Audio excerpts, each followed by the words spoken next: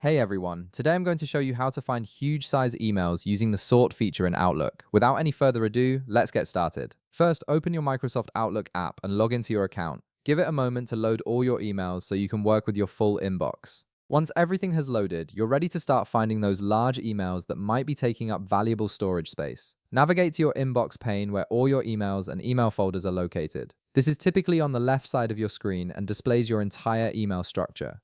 Now look for the Sort button drop-down menu at the top of your email list. By default, this is usually set to sort by date, which is why your newest emails appear first. Click on this drop-down menu to reveal several sorting options that Outlook offers. These options give you different ways to organize and view your emails based on various criteria.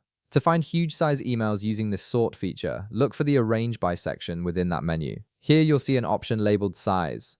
Click on Size, and Outlook will immediately reorganize your emails based on their file size rather than the date they were received. This is incredibly useful when you need to identify emails with large attachments or embedded images that are consuming your storage quota.